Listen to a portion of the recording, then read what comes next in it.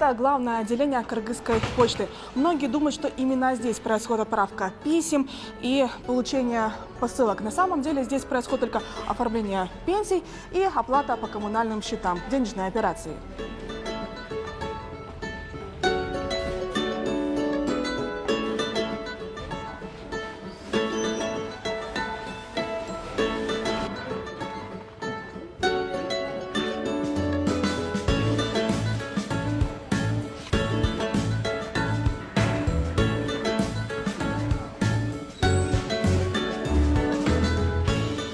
Здесь сразу оплатили, и сразу онлайном этот счет поступает к этому организации. Ну, бывает, клиенты приходят, вот, например, я вот в том месяце я платил через какой-то терминал, у меня почему-то сверху эта же сумма пришла. Почему у меня не поступила? Вот у нас это доверие есть.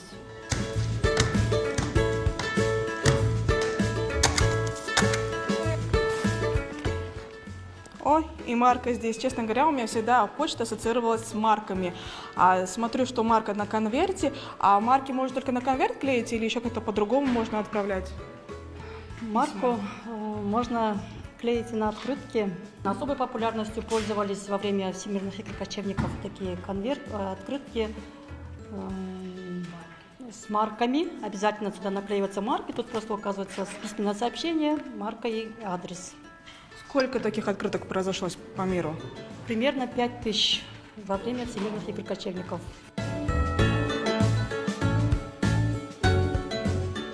А здесь происходит прием посылок. Именно заходя сюда, можно оформить посылку и отправить ее в одну из 192 стран мира. Это те страны, которые входят во Всемирный почтовый союз. Здравствуйте, а расскажите, пожалуйста, а что нужно сделать, чтобы отправить куда-нибудь посылку? Какие документы, как это вообще происходит? Здравствуйте, нам самый главный адрес получателя, почтовый индекс и номер телефона. А есть какой-то список запрещенных предметов к отправке? Есть из продуктов питания, у нас только конфет, шоколад принимается.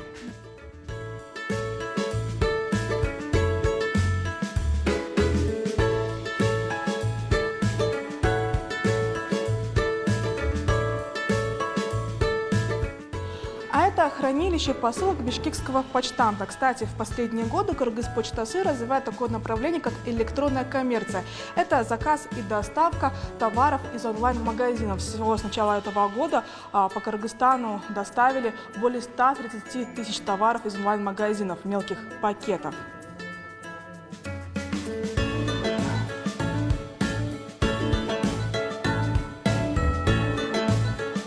У нас операторы есть, которые клиентам помогают, если неправильно, операторы помогают, как заполнить, как заказывать.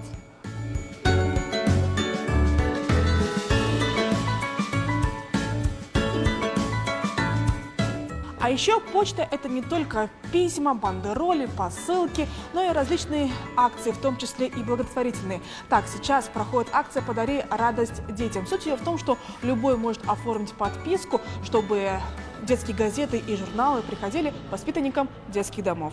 Юлия Кулешова, Манас Бакешев, телеканал «Апрель».